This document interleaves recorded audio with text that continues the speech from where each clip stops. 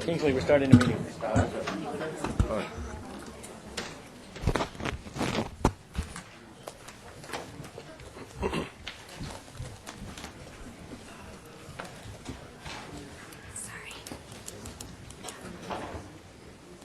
Go ahead, Chris. Okay, at this time, I'd like to call the Garden Grove Housing Authority meeting to order. Would the clerk please call the roll? Commissioner Beckles? Present. Commissioner Broadwater? Here. Commissioner Jones? Here. Commissioner Wynn? Here. Commissioner O'Connor? Here. Vice Chair Fawn? Here. Chair Beard? Here. Okay, first item is oral communications related to the Housing Authority only. Seeing none, item number 2, consent items. Move to approve. Is there a second? Second. Call for the vote.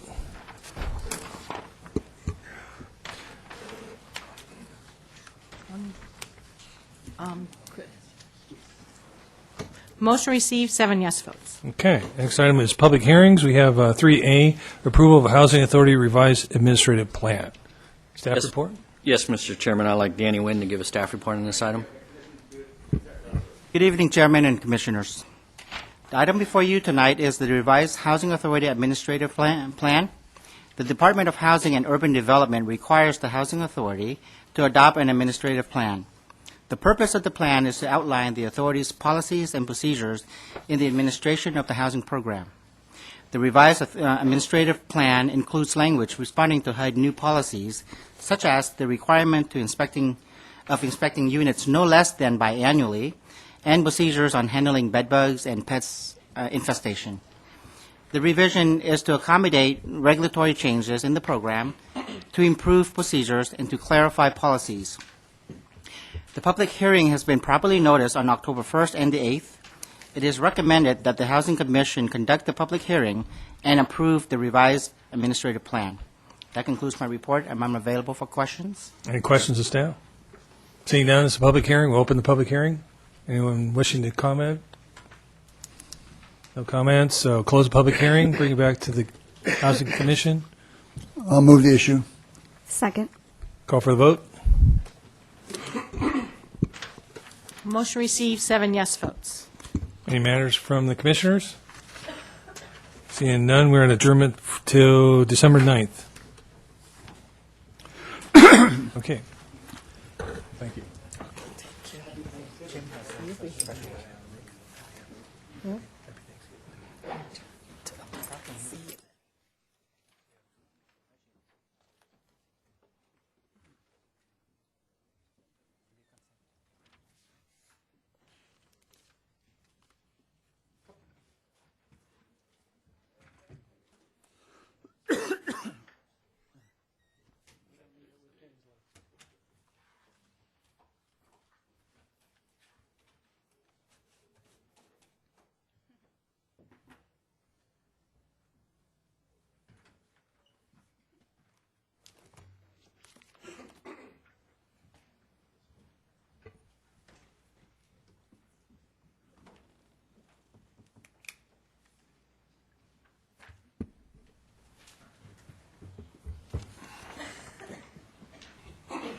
At this time, we'll open up the Garden Grove City Council. Kathy, will you please call roll? Councilmember Beard? Here. Councilmember Jones? Here. Councilmember Fawn? Here. Mayor Pro Tem Wynn? Here. Mayor Broadwater? Here. Okay.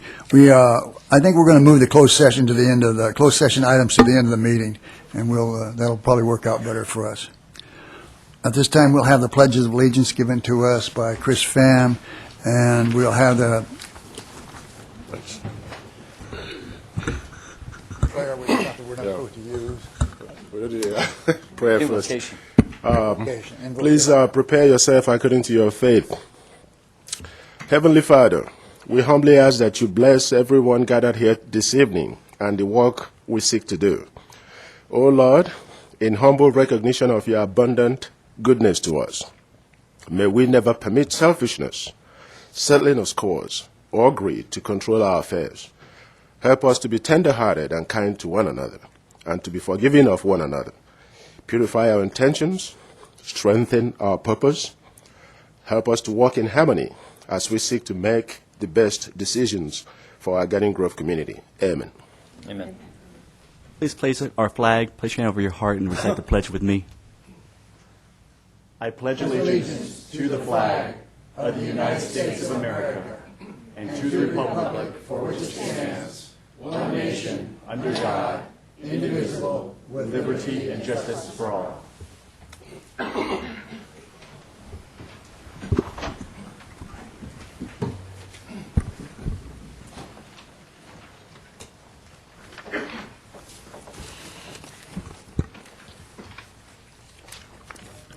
It's my understanding we have some presentations this evening.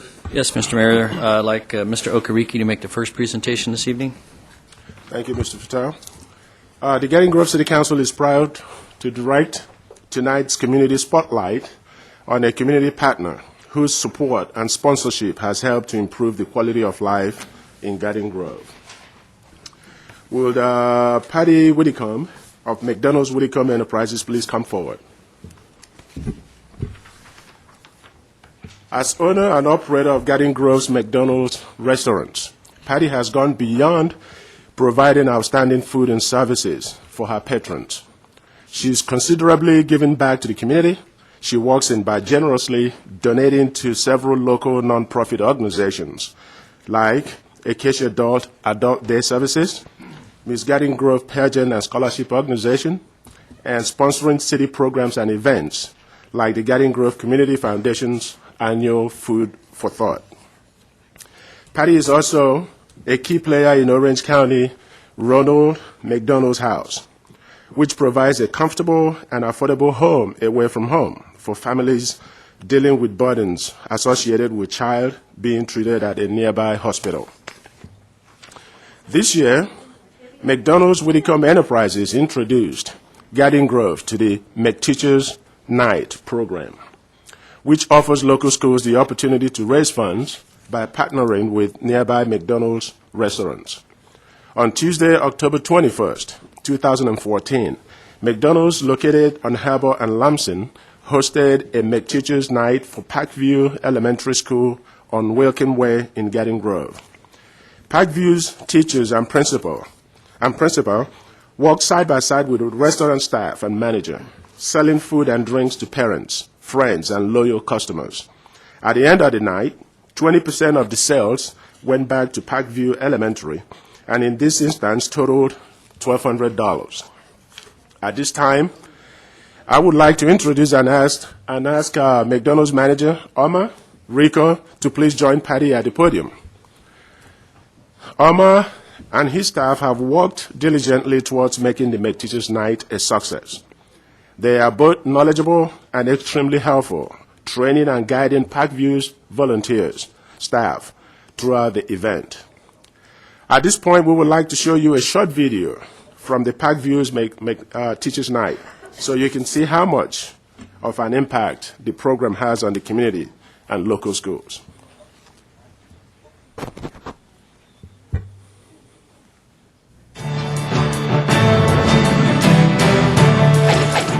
This is Audrey Bisk with the Garden Grove TV3 News Report. 328! These new faces working behind the counter at McDonald's are teachers from Parkview Elementary School in Garden Grove. Hi, guys. Hi. For the second year in a row, the school partnered with the McDonald's on Harbor Boulevard for McTeachers Night. Teachers worked alongside McDonald's staff to help raise money for their school. So it's really a win-win for the families to come out and to be able to enjoy food, folks, and fun. We also find it to be a great event because, as we know, schools are in need of a lot of funding this day and age. 20% of sales from the night went to Parkview Elementary to help buy supplies, equipment, and new technology. We love it. We made a great profit last year when we did it, and so we decided to do it again this year. McDonald's also baked cookies for teachers to sell during the event, and 100% of those sales were donated to the school. I love chocolate chip cookies. I'm happy to be here, and I'm happy that I got a cookie. It's just been a neat family event that benefits the McDonald's and it benefits our school site as well.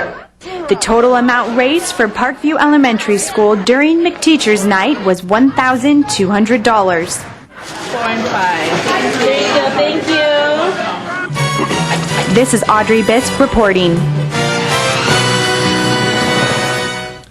As you can see, the McKnights program is a win-win for everyone, the school, the kids, and the community. At this point, the Mayor and City Council would like to present both Patty and Omar with a gift to thank them for their devoted commitment to Garden Grove. The city thanks them for their support and sponsorships in the community. Thank you.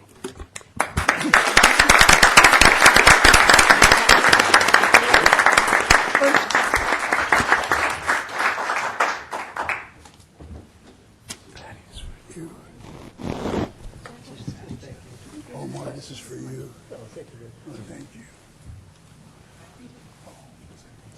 Thank you. But Patty, we're going to take a picture too. Sorry. If you move over a little bit to the right, you'll be more centered. Yeah, there you go. 3, 1, 2,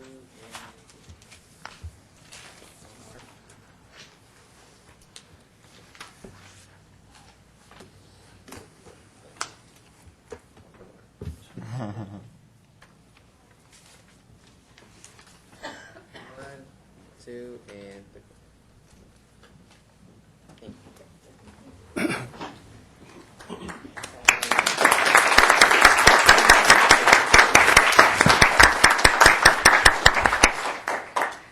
Couple words I'd like to say, and that is, firstly, good evening, Mayor, City Council, staff, and residents of Garden Grove. As the owner of McDonald's in Garden Grove, I'm really honored to be selected to be in the spotlight this evening. And as you know, most of you, my family has proudly owned McDonald's in Garden Grove since 1957. I grew up in Garden Grove. I attended Earl Warren Elementary, Isaac Walton, Santiago High School, and it's always been our philosophy and our privilege to give back to the community where we do business. And we thank the residents of Garden Grove for their support and patronage over the years. And there are lots of organizations that I do support locally, but I think the two that are nearest and dearest to my heart are McTeachers Night. And so far this school year, in the first 3 months, we've had several. And actually the total so far donated this year is $4,675. With the support of the community, the other favorite charity of mine is the Orange County Ronald McDonald House. And again, because of the great support we have from the people in the community, in the year 2014, just 1 year, we were able to donate $40,000 to the Orange County Ronald McDonald House. So, certainly Thanksgiving is a time of year when we count our blessings, and I'm blessed to have wonderful staff, family, friends, and I couldn't do it without my partner, Omar Rico, who is my general manager at the Harbor Store. I'm thankful to have a successful business and to do business in Garden Grove, because the city of Garden Grove is my partner, and it's really makes me very appreciative that they've taken the time to recognize me. So I want to wish best wishes to your family for a safe and happy Thanksgiving. And Omar has a couple words prepared also. Thank you.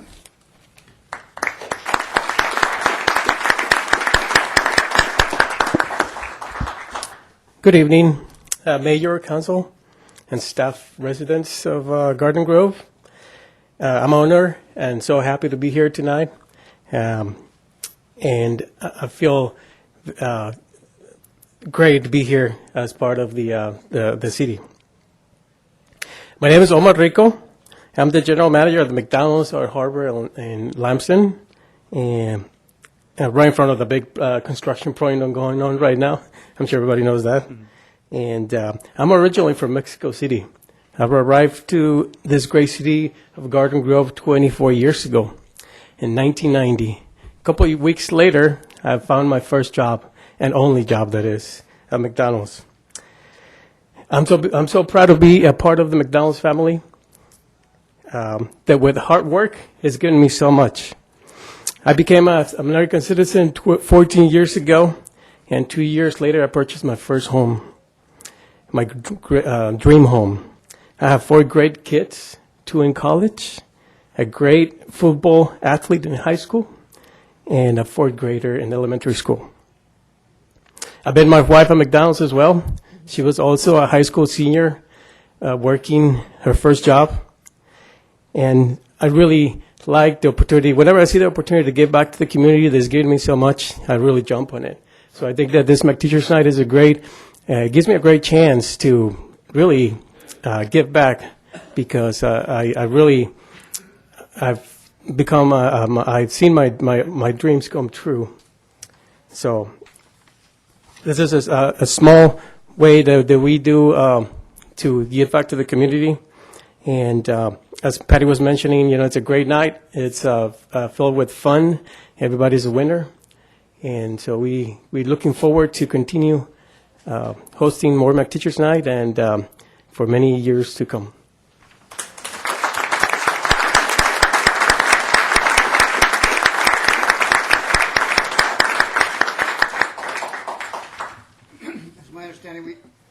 It's my understanding we have another presentation. Yes, Mr. Mayor, and I'd like Police Chief Kevin Rainey to make this presentation.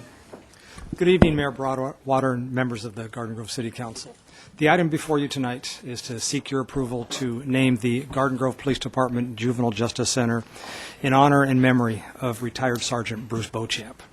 The Juvenile Justice Center is the facility on the east side of the Garden Grove Police Department, which was designed specifically to serve at-risk youth and their families. The Juvenile Justice Center opened in 1998 and is a collaborative effort between the Garden Grove Police Department and the Garden Grove Boys and Girls Club. The reason for asking your permission tonight to name the facility in honor of Bruce Beauchamp is because his commitment to the city of Garden Grove really encompasses the duties that he performed for almost 30 years as a Garden Grove police officer, and then he continued his service to the community as a volunteer in a variety of city functions and city organizations, but specifically the Garden Grove Boys and Girls Club. Bruce Beauchamp was born in the state of Michigan, but he and his family moved to Garden Grove when Bruce was 3 months old. Bruce attended Garden Grove elementary schools and high schools. He was a graduate of Garden Grove High School. And 6 months after the Garden Grove Police Department was formed, Bruce was hired as a Garden Grove police officer. He promoted quickly to the rank of sergeant, and he served very honorably in virtually every assignment of the Garden Grove Police Department as the rank of sergeant. And he truly had an indelible mark on not only the employees of the police department throughout his tenure as a police sergeant, but he also was an ambassador for the police department throughout the community of Garden Grove. He retired honorably in 1987, and that actually allowed him the opportunity to accentuate his service to Garden Grove as a community volunteer. And if you would indulge me, I'd like to ask Chief Professional Officer Pat Halberstadt from the Garden Grove Boys and Girls Club to come and join me in the presentation. Thank you, Pat. Thank you, Kevin. Mayor, members of the City Council, city staff, community members, I'm Pat Halberstadt, and I'm the director of the Boys and Girls Clubs of Garden Grove. I'm accompanied here tonight by Steve Sanders, our board president, and Lolly Beauchamp, a longtime board member, who's also the wife of Bruce Beauchamp. This summer, Garden Grove lost a lifetime resident who exemplified all that is best about our city. Bruce grew up here, attending Garden Grove schools and graduating from Garden Grove High School, as Kevin mentioned, right across the street. He was among the first to join Garden Grove's police department and served its citizens for 30 years. He was not only one of our police department's finest, he was one of our city's stellar volunteers and leaders, active in too many civic events to count, and dedicated to volunteer service at the very highest level. He served most of his adult life as a Garden Grove Lion, multiple times as its president. He served the youth of our community almost 40 years with the Boys and Girls Clubs, again, often in leadership roles and multiple times as president. His unique perspective from law enforcement and youth development helped forge a bond between Garden Grove Police Department and the Boys and Girls Clubs of Garden Grove, ultimately resulting in the Juvenile Justice Center, a project spearheaded by our own Chief Rainey over 20 years ago. Bruce was a great advocate for creating ways for youth to have alternatives to juvenile detention, and the vision that he and Chief Rainey shared has saved more than 30,000 teens from a life of crime, incarceration, or substance abuse. The Juvenile Justice Center provides education, counseling, community service, and involvement in youth development activities to literally turn kids' lives around and give them, and very often their families, the opportunity to survive times of crisis and put them back on track for reaching their full potential. This program and the building that provides these services is an embodiment of the type of man that Bruce was: law-abiding, encouraging, hopeful, and very solution-driven. We hope that you will honor Bruce Beauchamp and all that he has done for our community and its kids by naming the Juvenile Justice Center for him tonight. Thank you, Pat.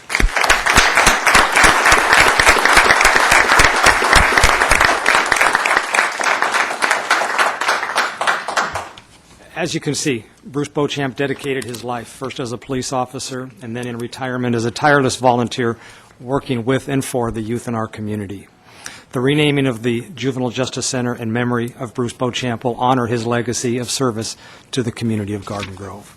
I ask your indulgence, and it's recommended that the Garden Grove City Council rename the Garden Grove Police Department Juvenile Justice Center to the Bruce Beauchamp Juvenile Justice Center in memory of Bruce Beauchamp. At this time, I'd like to open up oral communication on one issue only, 4A. Anybody want to say anything for it or against it? Seeing none, I'll close oral communication, and I'd like the City Council to take a vote on it. I'll make a motion to approve it. Second.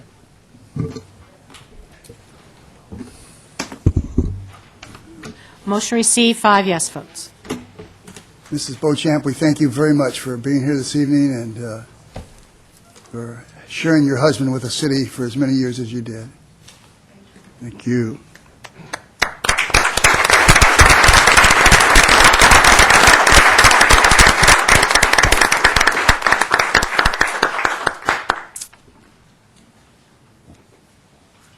I think I saw a Boy Scout slip in here.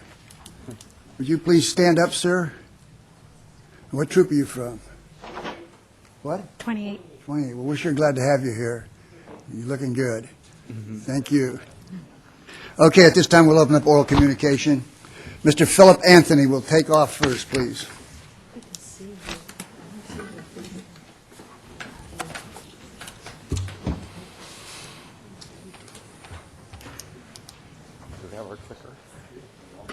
Of course.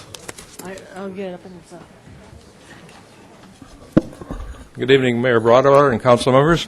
My name is Philip Anthony. I serve your city as a member of the Board of Directors of the Orange County Water District, which I've done for 33 years. So I've been here a few times, and it's good to see all of you again. We want to have a very brief presentation tonight just to highlight some of the things happening with water, and we're all aware of the drought that surrounds us, and we also have some unfortunate legal and contamination problems in the groundwater basin. But Garden Grove is fortunate. You've got 2 members on our board which represent you. Now, you just lost one, Kay Barr, who served you for 35 years, the longest-serving member on our board representing Garden Grove. She represents most of Garden Grove. I represent the western third or so. But fortunately, Kay Barr is leaving us. She retired. But, I mean, fortunately, your citizens elected another member to serve on our board to take Kay's place, and that's Council Member Dina Nguyen. And we're very happy she'll be joining us next month, and you'll still have 2 dedicated people on our board to represent Garden Grove. And we're happy that situation continues. Again, I'm not going to be there forever, but Dina, I'm sure, will be there a long. She'll be another 30-year member if she wants to be. But are we on with our? Yeah. Oh, there it is. There it is. And I can change this by doing that, maybe? Which one? Point it at the computer. Did it do it? Yeah, it did. Oh, yes, yes, yes.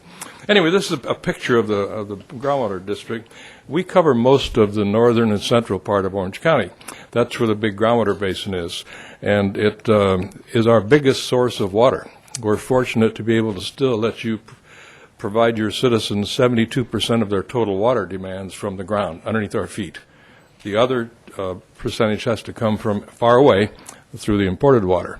And that's a situation which has served us very well for a long time, because the groundwater is a very good supply of water. And Our district was formed, as the slide says, back in 1933 to manage the basin for you and to make sure that water is reliable and always available. Move on to the... Oh, got to do it this way? What do I point it at? Kingsley will do it. I'm doing it for you. Kingsley. Oh, you're doing it for me. All right. Next. Anyway, there are two big sources of water for us. One is the local groundwater. The other is the imported water, which comes from either Northern California or the Colorado River. That water is threatened greatly because the northern supply is only 5% of what you should be getting. So most of your water today is coming, the imported water, from the Colorado River. That water is not nearly as nice as groundwater. It's a little bit saltier and not quite as pure as our groundwater. But it's also much more expensive. You pay about $1,000 an acre foot for the imported water, and as it says, it's $370 something for the groundwater. So it's very important we keep these two sources going, and as much of the groundwater as possible, because it is better and cheaper, and it's local. It's not affected by lawsuits or environmental issues hundreds of miles away. So we want to next. We want to stress that the water is supplied by us and by the imported people, but you are the retailer. You get the groundwater by pumping it out of the ground with your wells, and you get the imported water by buying it from Metropolitan Water District. But all that water comes to your city, then you send it out to your citizens and your businesses. So you are the retailer of the water, even though it comes from those two other sources. Next. We've done a lot to deal with this drought situation. We spent a lot of money buying excess imported water the last few years to put into the groundwater basin so you can pump it out at lesser cost. And we've also spent quite a bit of money to enlarge our local recycling project, taking it from the current 70 million gallons a day up to 100 million, and that'll increase our supply of water for the ground. So, I'm sorry, I can't. I'll make sure I don't leave anything out here that's on the chart.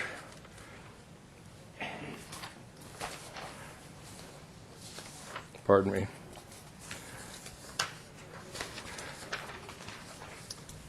So dealing with the drought has been extremely difficult, and we're still keeping the groundwater basin in pretty good condition, but it is lower than we would like to have it be. Now, we can't let it go too low, or else you'll not be able to pump it out, and we'll have other problems that are just, pardon me, with the basin being too unfull. So the challenge is, with this drought, and the imported water, which we've been buying, is getting less and less available. So we're really in a very dangerous situation here and in the entire state, because our sources of water, because of the drought, 4 years of very, very low rainfall. The last 2 years are the lowest rainfall in recorded history. So things are not drastic yet, but they're on the very edge of possibly becoming bad. So you all need to be aware of that as we try to find ways to conserve water and protect the water supplies we have. Next. This is much better than pushing the button over here. We've had a huge project here, which some of you have seen. It's called the Ground Replenishment System, where we have taken local treated wastewater and converted it into almost distilled water, which we put into the groundwater basin. That's another new local supply of high-quality water, which is totally under our control. Now, we're actually expanding this, taking it up to 70 million gallons a day, which will be ready to go operational in just a couple of months. So we're doing a lot to provide new water here locally to meet the demand.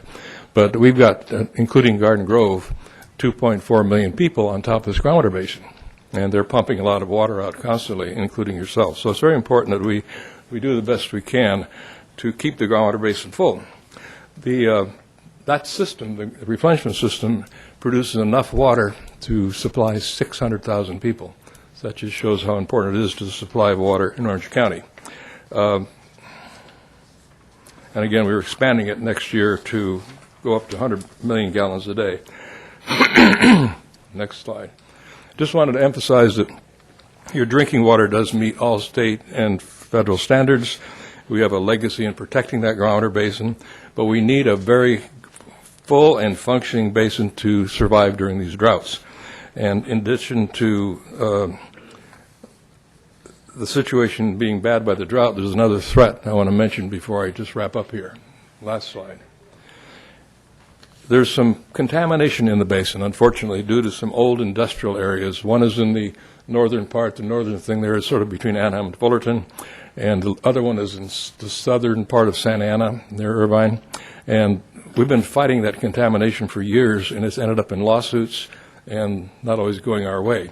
So we're still dealing with that threat. Now, Garden Grove is in the middle, and you're not immediately threatened, but your neighbors to the north and the south have already lost a couple of wells because the pollution crept into the well area. So we're dealing with this one too, and we want to keep you appraised of that. But I think we can handle this, but it's going to mean some more struggling with the courts, and that's always an uncertain situation. But we'll be keeping you apprised of these situations as it develops. Hopefully it gets better, but if it gets worse, you need to know about it. And Dina, you're walking into that challenge, but it's something I think we can handle, and we'll still be doing the best we can to provide the water supply Garden Grove needs. Any comments or questions? Fine. We'll be back anytime there's something you should know about the situation. And we welcome Dina to our board. Thank you. Thank you very much. And happy birthday, too. Thank you, Phil. Greg Durfee.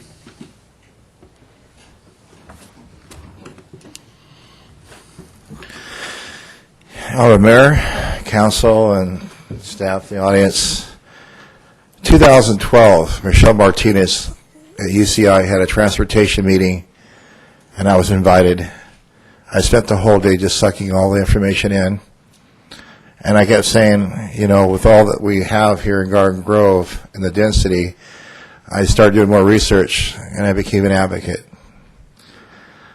Voice of LC says Garden Grove taking baby steps, and while millions of dollars in Santa Ana and other cities are sucking up, like City of Brea with P right away, and they have a half-time, part-time grant writer, and I was dumbfounded and I presented the fact to our councilman, millions of dollars. So why I sound like I'm pounding the council and the staff all the time, we're going to have Berker's Triangle haunt us. There's going to be more density, and Main Street is dying. Continues to die. So now that we have the open street event that the council went to LA and said it was the greatest thing since sliced pie after they came back, and they had 10,000 people attended, and OCTA staff, Honorable Councilman Steve Jones, was tickled.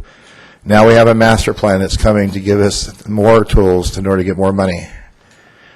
So I've written letters to the council, to staff, and I'm asking for a year where I had a letter to the mayor. It's recorded with the clerk, never got a response back. Yet those things are milestones today. So taking that class, my time, and advising many cities and the state, I ask for respect, just as you ask for respect for me, to you. So I have written letters regarding some locations of safety issues. OCTA launched the bicycle safety campaign, and now the full board of support regarding the tragedy of 3 girls in Santa Ana and other issues in Orange County. While we have a 50% reduction, we did have a campaign January 2014. I myself almost got creamed. So those numbers don't justify that we're doing better. We're always going to do more. And I see places where I wrote letters such as Chapman, Marnart to not, where you put the motorists and the cyclists at risk. I think that can be changed because that's a county old OCOG plan, and it needs to be either red paint or something cheap.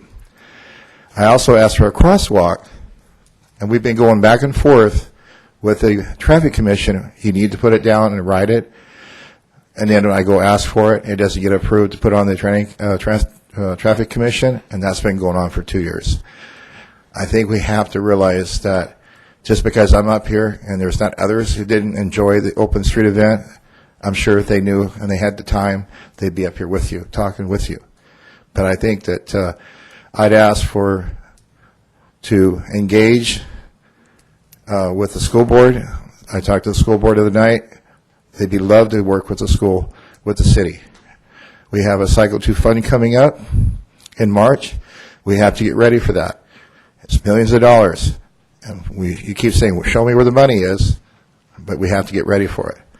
So I asked this council to work with the community, work with my expertise that I've acquired. I only will know just a little bit. I'm not that big, but I try to do the best I can, be factual.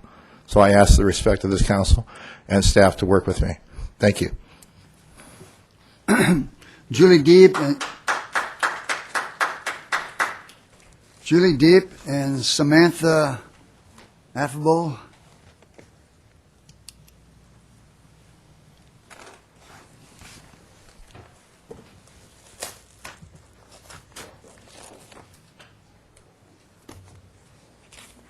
Good evening, Mayor and City Councilman.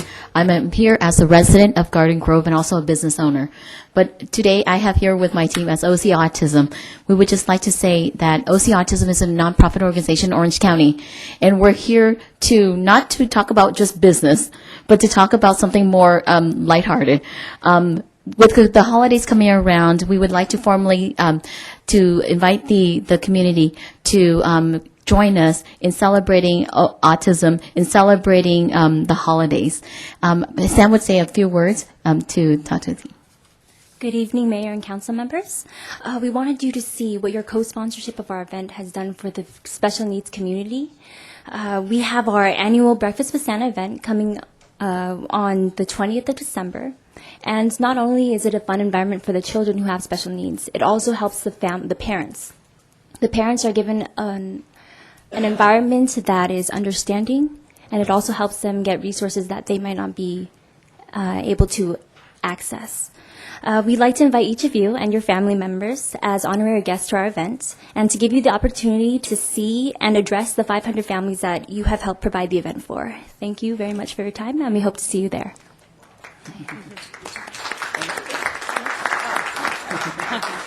OC Autism would also like to thank Christopher Fan for providing a venue for us for the annual Breakfast with Santa. We hope to see you there. Thank you. Thank you. Actually, it's all staff's doing. I didn't do anything. Thanks, guys. Thank you. Scott Harrison.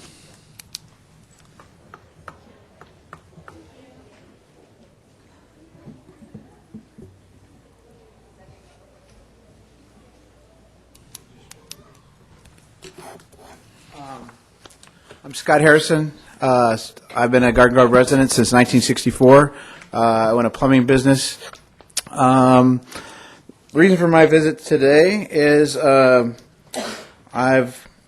given a little thought to this whole fire chief thing, and on page 7 of this document here, it comes from you. I just wanted to make a comment or a question. In Mr. Barleg's own words, he writes, "I have suffered a lot of professional and personal damage because of the situation." Sure seems to me like that is some code for him to get a little golden parachute heading out the end of his life. This whole thing kind of has bothered me since the beginning. I employ people. I can assure you that I do background checks, and as a private enterprise, I don't think this particular individual would have been hired at my place. Just some thoughts for you guys, and hope to hear some comments. Thank you. Thank you.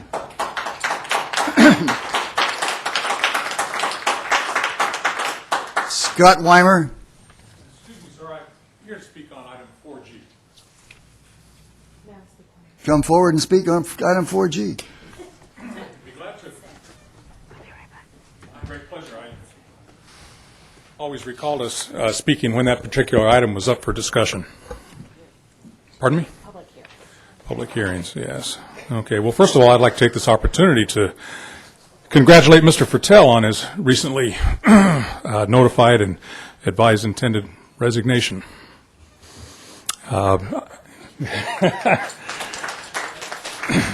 I guess the only question that I could ask would be that I would certainly hope that you'd be able to assure us that you don't have a secret sweetheart deal in the works, one made with the city in exchange for your willingness not to sue the city for any particular reason, but then, of course, that wouldn't happen, would it? I mean, it couldn't happen, would it? Something like that wouldn't happen, I don't think. I wouldn't believe. And I would hope that that would be a rhetorical question. I mean, after all, Mr. Fattel has not falsified any hazmat materials records. Mr. Fattel, it's not as if Mr. Fattel has resigned under pressure from his coworkers and peers with a vote of no confidence statement against him. It would not be as if Mr. Fattel was resigning while exhibiting any level of lack of leadership amidst an atmosphere of low employee morale and an overall wake of criticism in his ability to perform his job. It would not be as if, please tell me that the city is not willing to make up an entirely new position for someone to otherwise cover up a confidential special deal in order to somehow justify him staying on to the city in order to spike his pension to an even greater degree of which it has already been elevated. Yet that's exactly what's happening in the Barlag case, which is before us tonight. I guess when Mr. Fattel was quoted in the paper stating that Chief Barlag knows that he will continue to have the support and the respect of his city family for many years to come, you all really meant it. But you can't be serious. I mean, you really, really can't be serious on all this. What am I missing here? I mean, is this... who gets these kind of deals? Should I have asked for one of these special deals the day that I retired? Or are only retirees or employees who resign under a cloud of my previously aforementioned public official transgressions available or eligible for such a particular perk? The whole situation cannot either be legal or legitimate as well. I mean, simply put, if this contract and specially created city position was brought into being as a result of a public official or a public officer threatening to take a certain undesirable action unless he was duly compensated financially, then is it not extortion on his part? I'm asking the attorneys here. If it is, well, okay, and or if the monies are actually paid, if the contract actually is ratified and agreed to, and this special treatment is provided in accordance with that particular demand, then is it not bribery on the part of the city and the city officials? Pick your poison, but moving forward on this is going to put each and every one of you, I believe, in a very difficult position of accountability in this regards.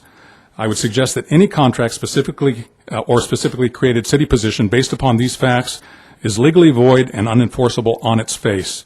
And if not, and certainly without doubt, would then fall into at least a voidable category of contracts, and that, in order to be voidable, would contain any illegal elements and or considerations that are against fair and honest public policy or that include any illegal public acts. Those contracts are void on their face and illegal on their face. I would certainly therefore suggest that this contract be retracted and rescinded immediately on the grounds that it is illegal on its face and therefore avoidable, and vote no tonight on creating this special employment position in concurrence with this whole fiasco, or face the potential legal challenges and consequences as well. I mean, it embarrasses, disappoints, and humiliates me to see and to witness the public outcry at your willingness to orchestrate and follow through with this incredible betrayal of the citizens' trust. It's a waste of taxpayers' money and an abuse of powers vested in each and every one of you in order to carry out the public good. I would sincerely ask that you take this into serious consideration, and once again, I thank you for your time.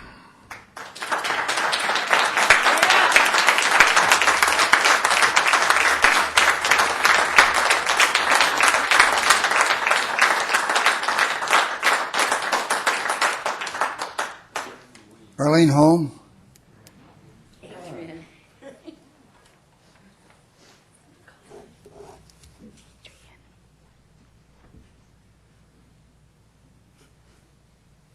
Your D and your L look a lot alike.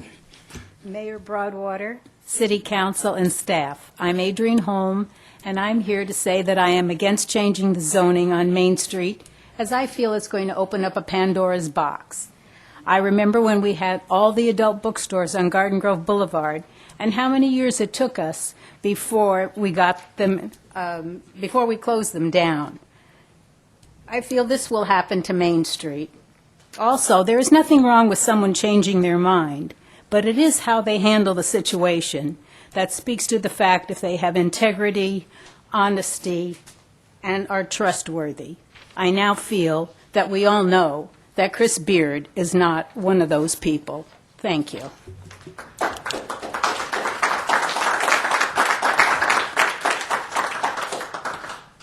John Home.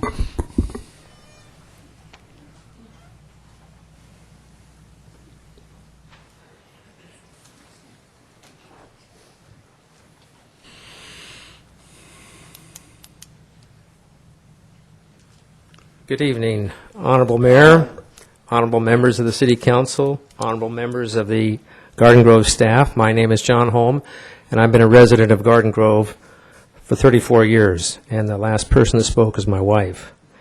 Before this election, the Garden Grove Neighborhood Association sponsored a candidates debate, which we had a chance to see the action and the views of some of our candidates. Following that debate, there was a chance to meet with one of the candidates to discuss a plan for Garden Grove.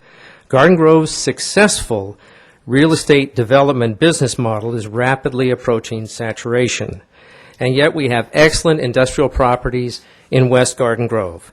Bridging that gap requires cooperation from the industrial business community, which is me, and the City of Garden Grove working together. This joint effort requires trust. During my breakfast meeting with one of your newly elected councilmen, I clearly stated that we can have differences, and that I understand. But more importantly, we need to know how to predict your decisions. That same councilman betrayed my trust, which destroyed his honor, and his name is Chris Beard.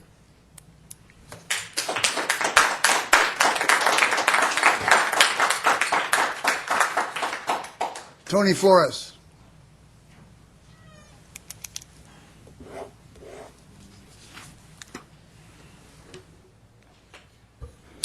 Good evening. My name is Tony Flores. We citizens believe that there are violations of various laws allegedly committed by all of you council members, our city manager, and the former fire chief. It looks like the city council is trying to unring the bell with items 2D and 4G. This kind of reminds me of the Mario Puzo's The Godfather. You've seen The Godfather? Where Vito Corleone's coming out of a meeting with the heads of the 5 families and their associates.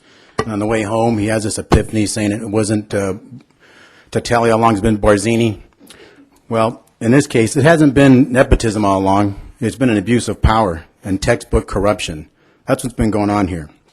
And that's what we feel a little bit like Mr. Vito Corleone, because of the blatant disregard for law that's been happening here. So I believe that with the reading of that agreement with Barlag, that's exactly what it tells us. It has been nepotism. It's an abuse of power, an incredible abuse of power, textbook corruption. But like Vito's son, Michael Corleone, he fought back and he addressed his grievances with the 5 family members and their associates, just like we're going to do tonight. Tonight, we allege, and these are allegations, that the mayor and the city manager coerced, extorted, and bribed the former Garden Grove fire chief into processing and hiring the mayor's son. There's numerous penal codes that are on point on that. The mayor's son received special treatment and advantages beyond that which are or were available to any other citizen. That's a municipal code violation. And the city council sat silent. An obvious conflict of interest developed, and the entire city council remained silent and took no action. Plenty of violations under Chapter 2 of your municipal code.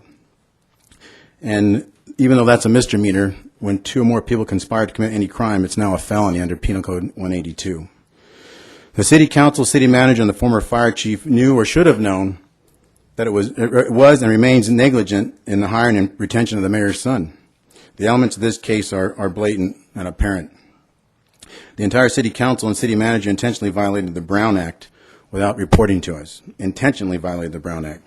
The entire city council and city manager conspired to violate the Brown Act, commit fraud, embezzlement, and theft when authorizing and entering into the agreement with the former fire chief.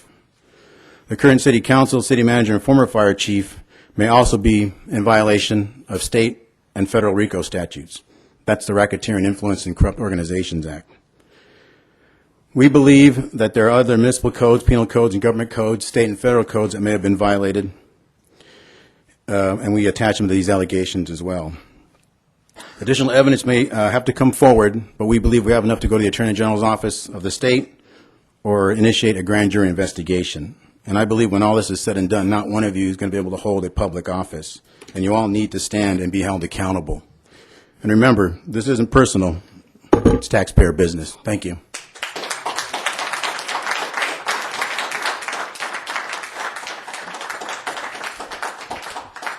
Mr. Nixon, do you think that was a threat of going into a lawsuit that he just said? I'm asking for your opinion. You're our legal advisor. As to whether the comments that were just made were a threat of litigation against the city, Yes.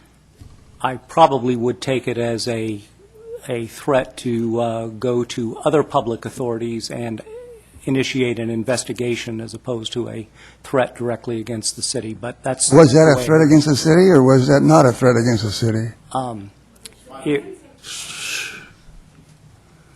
While the intent of it, as I heard it, may have been to result in action against the city, and in that sense a threat against the city, I did not take it as a threat of litigation itself against the city. Okay, that's all I wanted to hear. Looks like Tony's going to get rehired at a higher pay grade. If he speaks up like that again, remove him from the audience, will you please?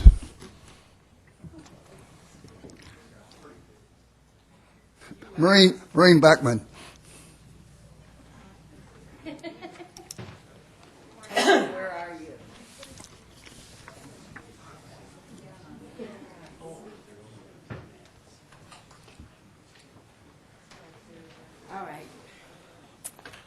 I'm Maureen Blackman, 35-year resident of Garden Grove, 12381 Mead Street.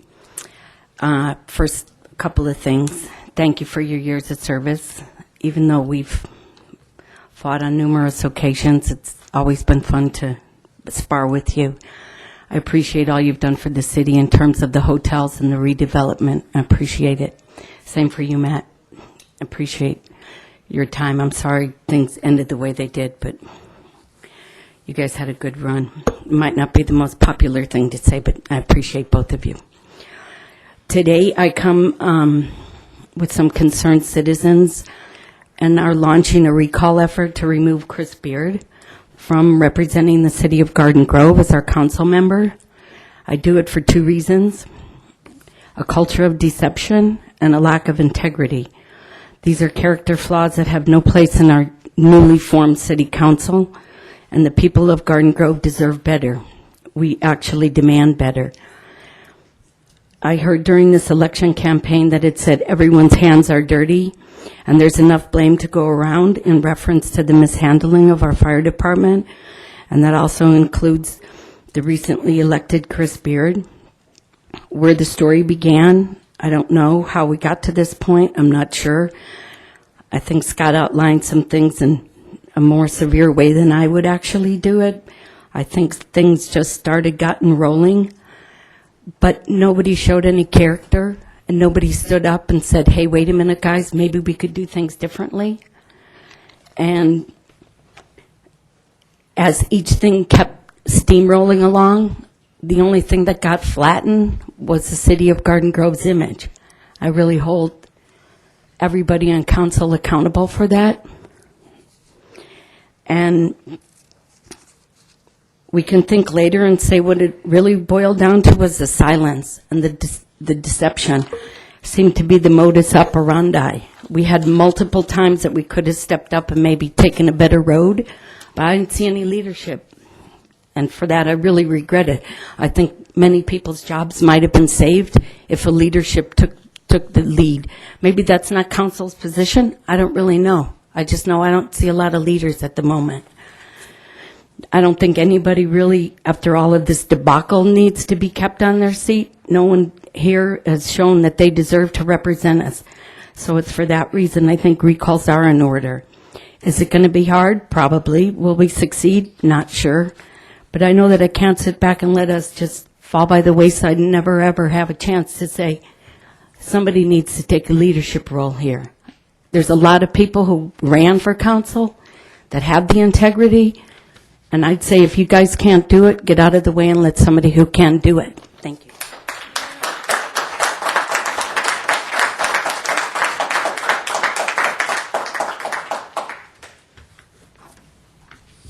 Keith Riley. Leave your sign there, Keith.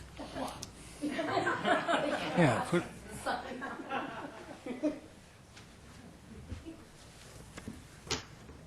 I'm like Maureen. I'm kind of sad because I've been a long-term resident of Garden Grove, and I love you as leaders, and I had a lot of trust and faith and respect for you individually and collectively. And my trust has been shattered. My belief in you individually and collectively has been shattered. I'm disappointed beyond belief. We all make mistakes. We all make errors in judgment. We do things that are wrong. That's human nature. But to continue to do it and to keep it hidden from the taxpayers, among all the other things that have gone on, it just, I follow Maureen's steps. I don't know how we can trust the elected officials when these are the kinds of things that are going on. I hope all of you can go home and put your head on the pillow tonight and sleep well, because I am going to. And good luck to all of you, and I pray for you all because it's game on.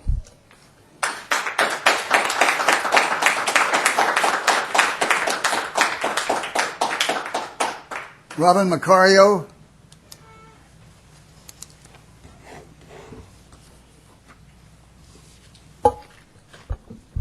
Good evening, council, staff, and Garden Grove residents. I'm Robin Marcario. I just want to make a couple of announcements. I just want to encourage everyone to at least drop by and say hello to Virginia and Leo Zlackett. Their store will be closing on Main Street after 87 years of serving our community.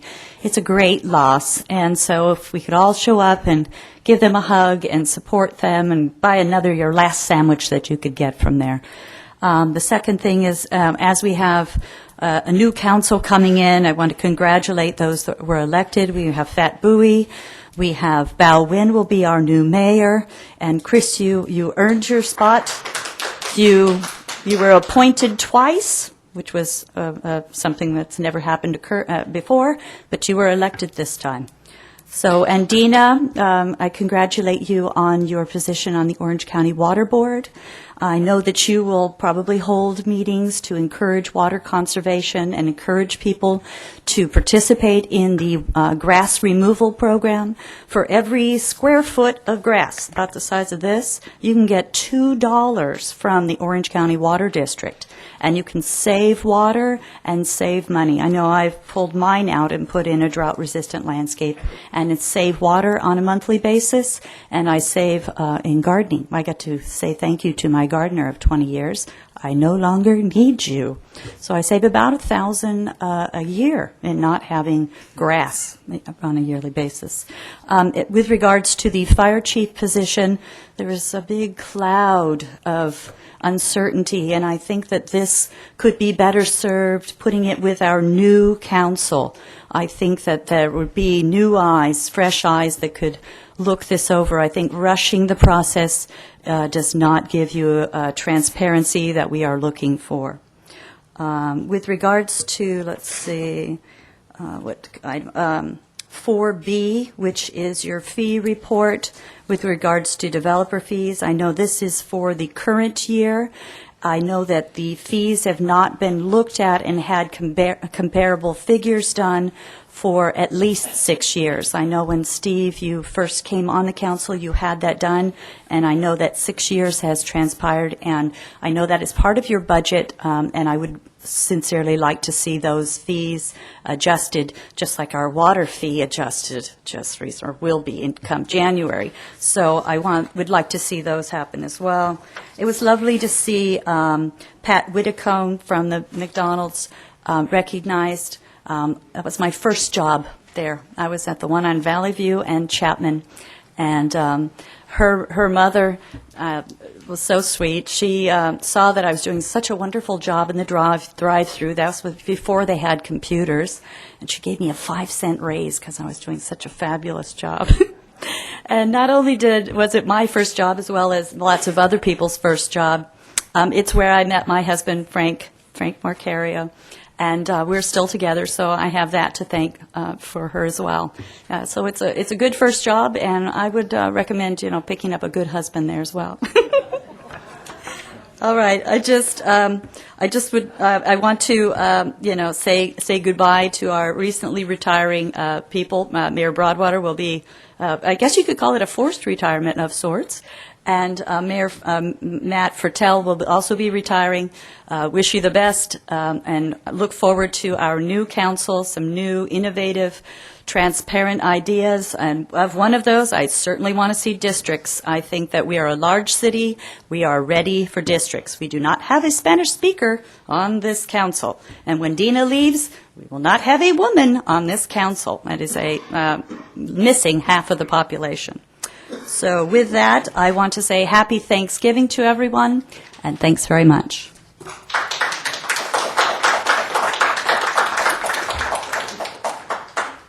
Charles Mitchell.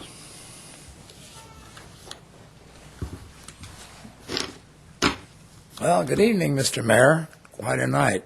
A lot of interesting speeches. Well, I want to wish everyone a happy Thanksgiving. We have a lot to be thankful for, particularly thankful for our veterans and their service to keep us safe.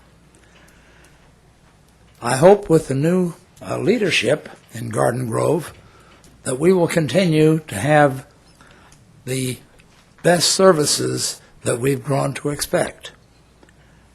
Speaking of services, had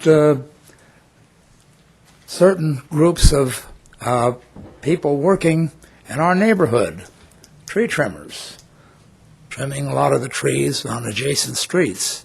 Some of those trees I wonder about. They're so thin, and the branches on them are no bigger than my wrist, but they made sure that they trimmed those down real well. I'm sorry that they missed the 3 palm trees in front of my house.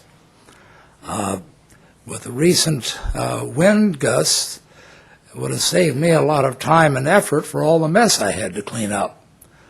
But I guess that's what you get when you have the tallest palm tree in the city of Garden Grove. And if anybody's interested, it's for sale cheap. The tree? Thank you.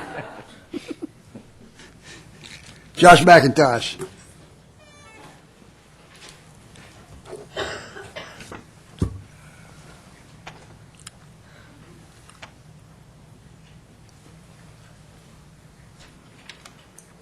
Good evening, Mayor, Council, residents. Thanks, everybody, for being here tonight. Like many speakers, I'm here to address the bar lag issue. As more and more information is reported by the press regarding Mr. Barlag's new position as our first Public Safety Administrative Officer, I'm getting more and more concerned about the state of our city. Seems to me that we're giving Mr. Barlag some sort of a promotion as his salary is increasing by over $10,000. I've never been one to support the idea of rewarding someone for bad behavior. It's not encouraged by our teachers, our parents, most employers, so I don't think our city government should be doing such. It just doesn't make sense. If somebody does a poor job, they're voted no confidence, questionable hiring procedures, bending rules, lack of hazmat inspections. You don't reward that with a raise. You let it go. Now, as far as threatening a lawsuit to get a job, I don't know that that's worked. I don't see how that worked. But then again, we're in the dark. We get more information from TiVo at the Voice of Orange County than we get out of our city staff and elected officials. If I want to know what's going on in my city, I go to her. I don't expect to hear it from you guys because we're in the dark, and that sucks. There's been so many suspicious and questionable activities regarding our fire department, Mr. Barlag, Mr. Fertel, both Broadwaters, for quite some time.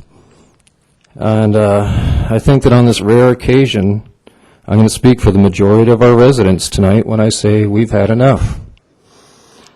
Now more than ever, it's time that Garden Grove adopt a sunshine ordinance. I've been asking for it for over 2 years. One day, Mayor Broadwater, you told me that nothing can get accomplished unless it's done behind a closed door. Well, I don't see how, I just don't, I can't swallow it. I don't believe in it. I know a lot of successful businesses that don't operate that way, and even some that listen to their employees, listen to their coworkers. When someone has a good idea, they don't hush them up or sweep them under the rug and forget about it. But let me remind this council that you're all elected to represent the people of Garden Grove. You've taken oaths to follow laws. And what has occurred in Garden Grove within the last year on so many levels under your control is potentially illegal. It's criminal at worst, it's negligent at least, and we deserve better. I'm asking this council, I'm asking Broadwater, I'm asking you to address this issue after oral communications tonight. You normally ignore us and, just sweep it under the rug, as you've done with me for years. Tonight, I'd like you to explain or possibly confess as to what the heck's going on. I think we all deserve it. I don't think you should get off the hook on this one. We're all here for a reason. We're ticked off. The voters let themselves be known. I mean, the proof's in the pudding. Here's your chance to come clean and tell us a little something about what's really going on in Garden Grove.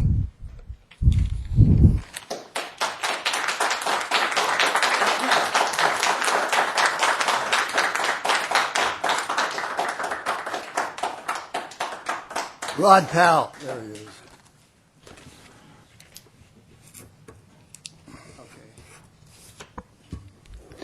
Okay, my name is Rod Powell. I'm a Garden Grove resident. And congratulations, Bowwin. Woo! I cannot believe it. It is over. It was close. I mean, thank goodness we didn't have to do like they did. I saw on the news tonight, somewhere like Florida or something, they I don't know, they must have tied because they pulled a ping pong ball and two people, and then they flipped a coin. And that's how the incumbent kept his position.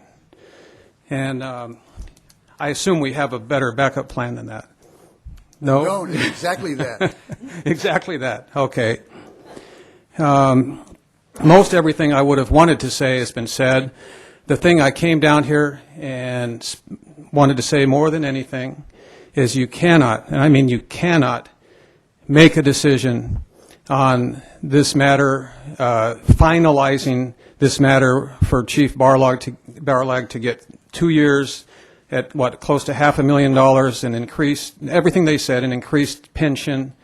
You can't do that, especially considering that there's concerns, Mayor Broadwater, that you might be not supposed to vote on this. Based on. I'm not involved on this, and I will not be involved in Okay, this. I'm happy to hear that. I hope we're going to put it off till. You have no idea what you're talking about, as usual. No, come again? Just talking. If you're going to insult me, you shouldn't interrupt me. I've been insulted all night long, and I only got one more time to do this, guys. I know. I was going to thank you, and I was going to thank Matt Fertel for trying to think of any positives, and I'll be honest, whenever I was down at the, city, Matt was always available. I appreciated that. I'm sorry that you've gotten involved with all this. I don't know who's the guilty party. That's what we all want to know, who's the guilty party, because someone is. Someone is guilty. I don't know who's innocent and who's not. And I mean, you can talk afterwards. I'll even wait around and hear what you have to say, Mayor Broadwater. Okay, we'll do that. But I'm not done yet. You got any time left? Press that red button. Dean is leaving. Dina Wynn, our councilwoman for the last. I had something that I wanted. This is so irrelevant, but you picked on Bao Wynn for coming up here and making what was not a pitch for his campaign, but was a complaint for this garbage that's going on. And you took 10 minutes to do it, and half of that time spent backing up Mayor Broadwater, which didn't do any good, as it turned out. And you did the same thing to Fat Bowie. You spoke for 10 minutes. The very thing you said he shouldn't do, this isn't the place, you did it twice as long. I want to get that out and make it clear there's no place for that. You can't have it both ways. You did what you accused him of doing wrongly. You actually did it. So I just wanted to get that out, so you know how I To the feel whole about that. council. I'm not happy about that. Oh, this is for everyone. There is such a thing as eye contact. It's hard. For those of us that are moving to higher position, which seems to be the thing to do when you get on the Garden Grove City Council, it's hard to have a cohesive council. No offense, Chris, Mr. Fan.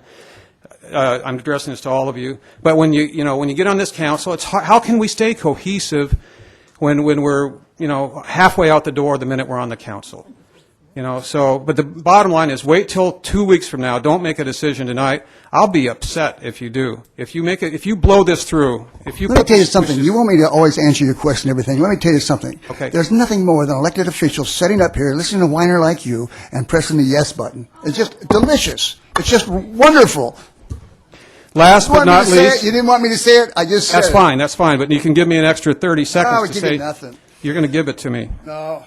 You said last week that you didn't call Bao Win a communist. When that law goes red, You didn't call Bao Win you're interrupting me. You didn't call Bao Win a communist, but afterwards you said, well, I probably did. I almost did. You admitted it. You admitted it. I mean, you can watch on TV, watch on the internet, last week council meeting, you said, I probably did, or it was close. Rod, You admitted I am it. not going to watch it on television ever. Ever.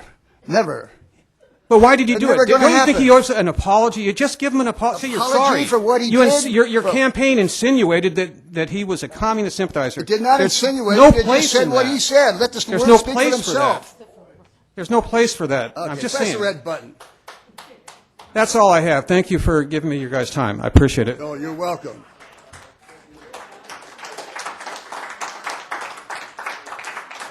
Now, if you really want to pass something or not pass something, that is not the guy to send it up there to that podium. We're going to take 5 minutes. Thank you very much.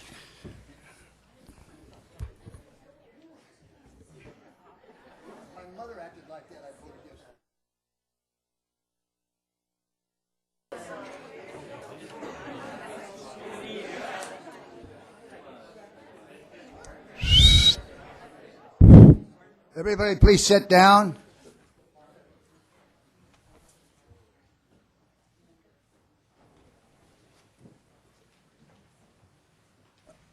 I see the winner of one of the races, Mr. Fat Bowie, is in the audience tonight. Fat, won't you stand up and take a bow?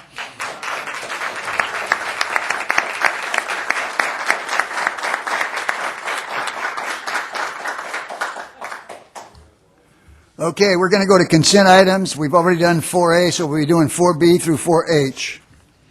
Mr. Mayor, it's recommended that items be acted on simultaneously unless a separate discussion is requested by a council member.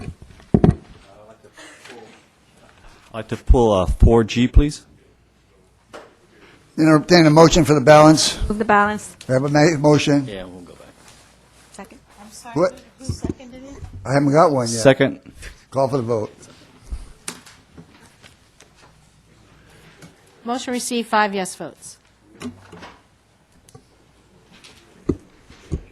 4G, yes, sir. Yes, sir. This one just ask for that one to be voted separately. Okay. You make a motion to approve it, or? I'm not. We're looking for a motion for 4G. I don't know why we separated it.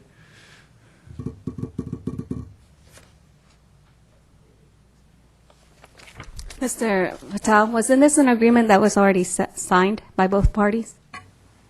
Yes, it was as part of a closed session matter. I'll let Mr. Nixon expand on Yes. council action. This is a settlement agreement that resulted from a threat of litigation. The City Council addressed this matter in closed session. The result is the signed agreement that you have before you that has been executed on behalf of the city.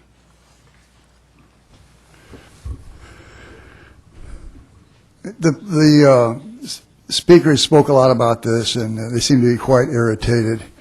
So I don't want you to yep me. Just be quiet and listen to me, please. Okay, I got a list here of how much money the firefighters make. The top guy, and then I'm looking at year 2012, and this comes right from the city clerk's office. I'm not going to mention anybody's name, but the first The first one grossed out $227,896.59. The second one, $217,961.83. The 15th one made $167.20. It averages out to a fireman makes about $150,000 a year, with a group of them making a lot more than that.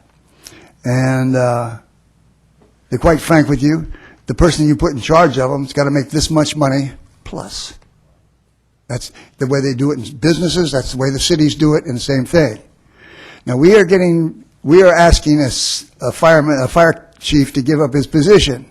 We're not firing him because we're not going to get into that ball, because that would be a mess. If we fired him, there would definitely be action in the courts, and it would not be for the amount of money that we're offering him here to go away and leave us alone. It would be a whole lot more than that if we go to courts. Just the attorneys alone would run into $250,000 on that lawsuit. And if we lose it, then we pay more than that. Now we're getting ready to, I don't know why it's before us again, but we're getting ready to actually implement it. I'm going to vote yes for it because I think it is the thing to do. I don't spend the city's money foolishly. I don't drive a Cadillac that the city provided me with. I don't have any, I make $700 a month from the city. So if you actually fire me and send me on my way for about $1,400 for a couple of years, I would go. I was a joke. But this is not a bad deal. This is a good deal. And they do it in businesses all the time. It's called severance pay. When I was a labor commissioner, a deputy labor commissioner, I advised employers all the time, give them something as they go out the door, make them sign something that they're not going to sue you on it, and you're through with them forever. And it's a lot more expensive than fighting them in the courts. And that's exactly why I'm going to recommend that we do this. In fact, I'll make the motion to do it. I'm looking for a second. Mr. Baird, how about a second? Second. Okay, we have a motion and a second. Anybody comment? Call for the vote. Comment? No comments? Of course not. You had your chance. In fact, you had too much time. He wants a comment. Oh, you want to comment? Yes. Please. I'm sorry. I'm sorry. This is not a severance. This is a agreement. This was negotiated. This is related to legal matters. We were advised by council. This is probably the best business decision we can make as a city. It is a cost savings. I see it as a cost savings to the city. And so for that reason, in the better interest of the city, the main primary concern I had was from the beginning with the fire department and public safety. And so we are on a path of mending, working together in labor and management in that regards. So I think this is the best measure we can take moving forward. Now, we can talk about, we can debate, we can politicize, we can grandstand, we can do all that. But as a decision for saving money for the city, for the threat of litigation, I think we need to move forward with this. It's in the better interest of the city. So for those reasons, and we do have a productive member who will be working for the city. This person will not be leaving the city. They'll be working for the city. So let's make that clear. This is not a severance, and so we're moving forward, and we're going to be saving money. The multitude of money involved in a lawsuit is tremendous. We're in a sue-happy society. It's an employment matter, and so I think this is the best thing we can do for the city at this point. And going back to the original purpose was the safety of the city and the fire department. I think that accomplishes that goal, that purpose. We have an experienced person working for the city. So again, moving forward, this is a tax saving measure, and I'm voting for this. Call for the vote.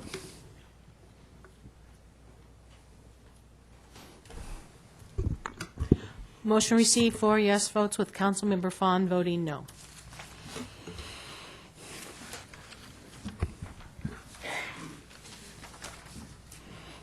Public hearings. Mr. Mayor, your first public hearing is to conduct a protest hearing regarding the 2014 weed abatement notices. And Sabrina's here to give a staff report on this item. Mr. Mayor, members of the City Council, the purpose of tonight's public hearing is for a public hearing to be held regarding the notices that were sent to property owners in September. It is recommended that Council receive testimony from the members of the public and take appropriate action. Those actions would be to uphold any objections and direct staff how to proceed, overrule the objections and direct staff to proceed with the weed abatement process, and if there are no objections, direct staff to proceed with the weed abatement process as is. Any questions for staff? Hearing none, I'll entertain a motion. We'll need to open the public hearing. Oh, it's a public hearing. Yeah, anybody like to speak on this issue? This is an exciting issue.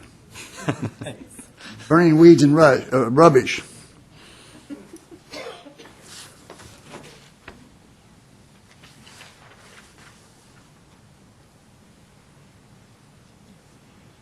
At this time, we'll close the public hearing. Entertain a motion. Move approval. I second that.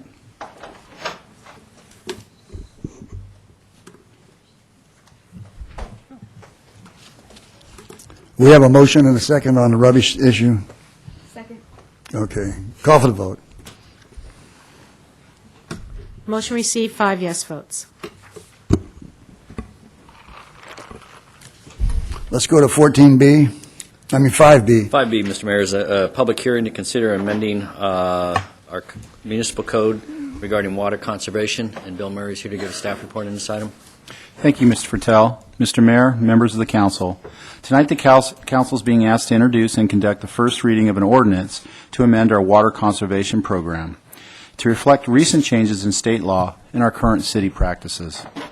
In 2009, the city updated this ordinance and introduced 8 mandatory water requirements, which are described in your staff report. In July 2014, the State Water Resources Control Board mandated new water conservation regulations that included prohibiting certain classes of water use, mandatory adoption of conservation measures, and monthly water production data reporting to the board. New mandatory conservation measures are prohibiting water flow or runoff from landscape irrigation onto adjacent paved areas, and permanently prohibiting the washing of vehicles or other equipment with a hose unless that hose has a water shutoff nozzle or you just use a bucket of water. The board will also allow you to use a low-volume, high-pressure water recycling cleaning machine.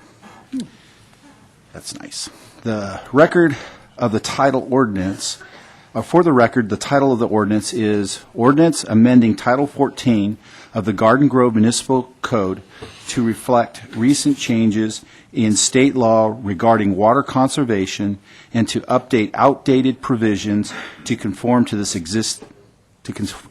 existing practice.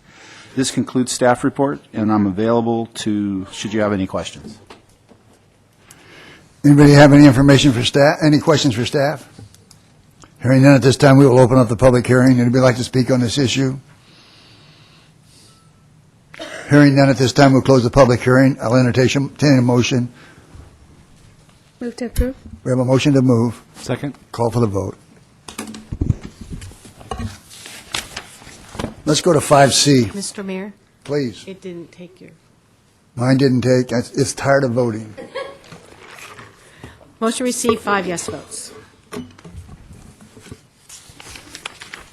Mr. Mayor, 5C is a public hearing to consider an agreement with Garden Grove MXD, the developers of the Water Park Hotel, regarding development and operating covenants. And Mr. Blodgett is here to give a staff report on this item. Thank you, Mr. Fertel. Mr. Mayor, members of the City Council, I have a PowerPoint presentation tonight. Can we go ahead and flip that on?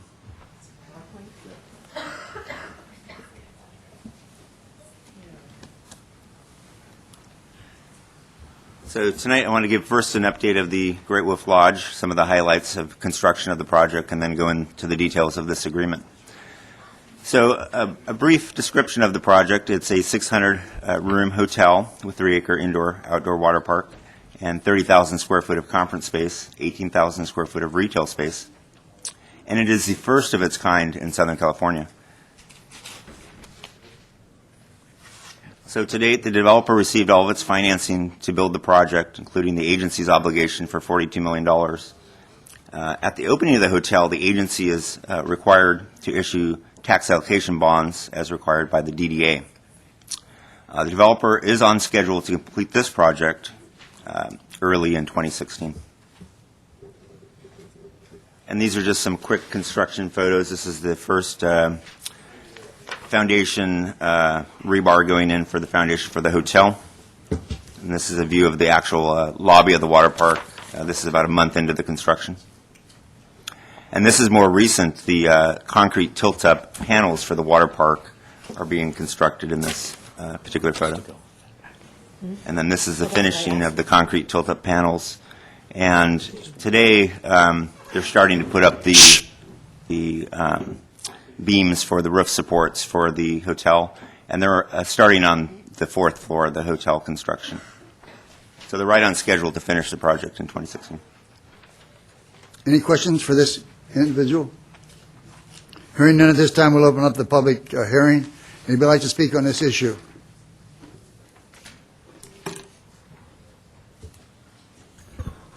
Mr. Mayor, members of the council, from what I understand, the city of Garden Grove is putting itself on the line for $42 million for the financing of this project, with an additional $3 million as a add-on, a total of $45 million that the city is going to be in debt for. Now, I hope this is a great success. I really do. But I wonder about the feasibility of a hotel and water park this close to a water park already in existence at Disneyland, at Knott's Berry Farm, and in Irvine, and I wonder if we're going to get our investment back on this. And what is going to be our fallback if this thing does not work out and does not produce the income that we're anticipating? Thank you. Anybody else like to speak on this issue? Hearing none, we'll close the public hearing. I would like to say that, let me make sure I get it right. This gentleman that just spoke, I'm having a old-timers, Charles Mitchell. Charles Mitchell has spoke against every hotel about us loaning money and doing the things that we do to make it happen. We went from $100,000 a year in bed tax to $16 million a year. And we did that all the time I've been here, unless the time I've been here. And he cried about it every time. And I don't get, your tenacity is great. I do believe that. But we haven't lost a dollar. In fact, our monies will go to they go straight to the city fund. And that money will go in the next few years from $16 million to $25 million. And that does not even count the amount of money they'll be spending on paying us back the money we've loaned them. And believe me, we're lucky to have this. The taxpayers ought to put a monument up to the guy that's building it down there, because it's going to be a good deal for Garden Grove. There's going to be guys sitting on this council 15 years from now still taking credit for that. So it will happen. So entertain a motion. I'll motion that. Second. Call for the vote. Motion received, 5 yes votes. Let's go to 7A. Mayor, 7A is a approval of a contract with Paulus Engineering with the Sanitary District and for a water project. Mr. Murray is here to give a staff report on this item.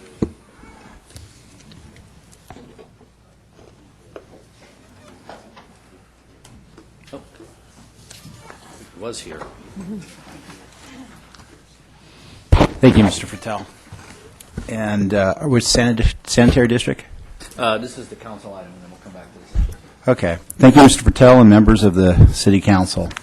This memorandum is a companion item to 4A on the Sanitary District agenda.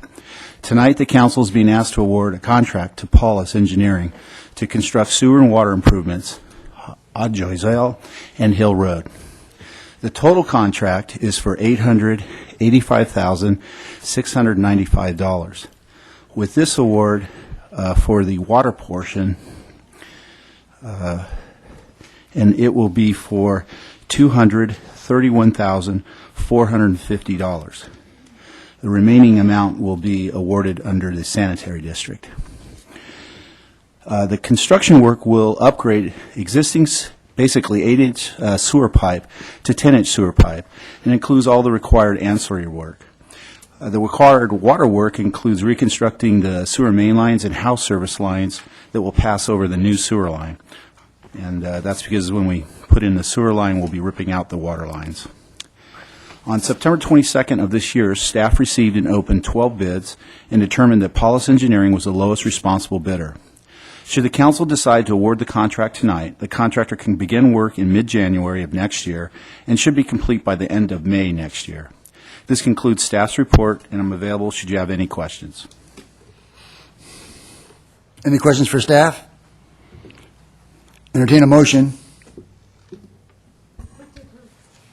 Second. Call for the vote. Motion received, 5 yes votes. Okay, we have forgotten, it's been heated tonight, go to the Successor Agency. We'll recess now and go to the Successor Agency. Thank you. We'll call the Successor Agency to order. Madam Clerk, would you like to call roll? Member Broadwater? Here. Member Nguyen? Here. Member Fawn? Here. Vice Chair Beard? Here. Chair Jones? Here. We already did oral communications in conjunction with City Council and Sand District. Consent items, just approval of the warrants. Move to approve. Second. Call the vote. Your button's acting up again. Doesn't want me to leave. Motion received, 5 yes votes. We have no public hearings, no items for consideration, any matters from agency members. Seeing none, we will adjourn to Sanitary District. All right, Madam Clerk, please call roll, please. Member Broadwater? Here. Member Jones? Here. Member Nguyen? Here. Vice President Beard? Here. President Fawn? Here. We've concluded oral communications, consent items 2A and 2B. Move to approve. Second. Call for vote, please. Motion received, 5 yes votes. No public hearings. We already concluded 4A, and then anything from members from the board? Oh, I'm sorry, Mr. President. Go ahead and take a vote on Oh, 4A. okay, Yeah, 4A. ask All for right. a motion. All right. And I have a motion for 4A. Move approval. Second. Motion received, 5 yes votes. Any matters from the board? Seeing none, we'll adjourn and reconvene on December 9th at 6:30. Okay, at this time, we'll go back to the city council meeting. We have nothing left other than matters from the mayor and city council members. Mr. Baird. Yeah, happy birthday to Mayor Pro Tem Nguyen, Thank you. and then happy Thanksgiving to one and all. And that's it. Happy Thanksgiving, and remember to help those who cannot have a nice Thanksgiving dinner. Go give to your food drive or invite your neighbors to dinner. Buy in Garden Grove. That will help our businesses during the holidays. And I want to thank you, staff, for the farewell party, and I'm going to miss everybody. And I didn't want it that formal, but thank you very much for the nice farewell event. Thank you. Thank you, sir. Sister Dina, it's been a pleasure serving on the council with you. Best luck. God bless and everything that you do in the future. I look forward to seeing you in town. Mr. Mayor, thank you so much for all that you've done to show me the ropes and seeing how we can run the city in a good way. I really appreciate the time that we've had together. Tonight we had a lot of, I believe, charged discussions, or at least speeches from our constituency. And there were allegations or statements that, things were not being done properly. Well, I just want to let you know that all of us here on the council take our duties very seriously. And everything that we do is for the best interest of the city. Sometimes we don't agree on the best course of action and stuff like that, but I can assure you that all of us are very ethical, and we have every intentions and desires to move the city forward in a very positive way. So again, I thank you for your support and your trust in us, and happy Thanksgiving and happy holidays. Okay. I'd like to close tonight in the name of several people here. Did you want to say something? No. Okay. I'll close tonight in the name of several people that passed away. The City Council will be adjourning tonight's meeting in the memory of a former city manager, Delbert Dell Powers. Dell passed away on Tuesday, November 11th at the age of 78. That's pretty young nowadays. Dell began his career as the City of Garden Grove in November 1963, working as an administrative analyst in the Budget and Research Division of the Finance Department. A year later, he moved to the Building and Maintenance Division and worked as a General Services Superintendent. He became the Public Works Director in 1969, assisted City Manager in 1972, and was appointed City Manager in 1980. He served in that capacity until when he left the city in 1988 to become a development consultant. The City of Garden Grove was his first client. He served as a part-time consultant for the Garden Grove Agency for Community Development. At that time, the agency was focusing on rehabilitation of its deteriorating downtown area, especially a 2-mile strip of Garden Grove Boulevard. Dell is survived by his sister, 3 daughters, 1 son, 7 grandchildren, and 1 great-grandson. We wish Dell Godspeed, and we send our deepest condolences to his family. I knew Dell very small part. He was just leaving shortly before I came on the city council, and he's the one that made a statement to me one day. He said, "Bruce, you're out there throwing rocks." He says, "When you get up here, they'll be throwing them at you the next day." And he was not lying. Remarks for the mayor. Sadly, tonight we're closing our city council meeting in honor of another Garden Grove icon, Margaret Beitler. Margaret was born and raised in Garden Grove and always received that volunteering was the best way to show her civic pride. Margaret always had a special interest in the community's past, which led her to the Historical Society. She began her volunteer efforts there the very first year it was formed in 1966. A Garden Grove High School grad, Margaret gave years of her time to the Alumni Association and served on the board of directors. She was a lifelong member of the United Methodist Church and chaired many of their fundraising committees over the years. Margaret's commitment to her community earned her both the Silver Spoon Award and Woman of the Year from the Chamber of Commerce. She was a longtime member of the Chamber and served on the Women's Division. When Margaret wasn't giving back to Garden Grove, she was working for the Garden Grove Unified School District. She retired in 1984 after 37 years of the distinguished service and was recognized by the City Council. Margaret's last name may ring a bell for some. Her husband, Stan, was one of the first firefighters hired when the department first formed. She retired after serving 32 years protecting this community and also gave back to the countless service clubs. Throughout both of their esteemed careers in this service, they were by each other's side. The city sends their direct condolences to Stan and Bittler family on the passing of a true Garden Grove legend. I did know her, not really well, but I knew who she was. I knew her when Stan and her together. And so it's a shame. So they didn't say how old she was, but people seem to be dying off left and right lately.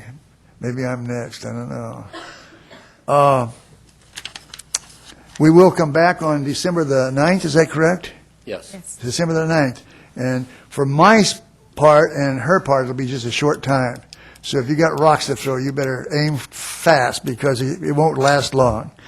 Anyway, I have served 22 years on the city council, well, 20 years on the city council, and as mayor, 12 years. And it's been a great ride. It really has. Some of the things we've done and some of the things we can see, drive down Harbor Boulevard and look at all of that. And I mean, Harbor Boulevard was nothing but trash when I came on the city council, you know, and we've cleaned so much of it up. It looks so great. And a lot of times to be accused of stealing and everything else like I was tonight, it just irritates me. And tonight I let it go. I should have done that many years ago. But anyway, thank you very much. And we're going into closed session now, and we will be back to report. Let Mr. Nixon announce the items. Oh, yes. On the closed session this evening, the City Council will be going in on the following matters. Agenda item 2A is conference with legal counsel regarding a matter of pending litigation, which is McGraw versus the City of Garden Grove. Item 2B is conference with legal counsel regarding a threat of litigation by Terry Frankie and Californians Aware with regard to a claim of a Brown Act violation relating to the distribution of the Management Partners Report on October 14, 2014.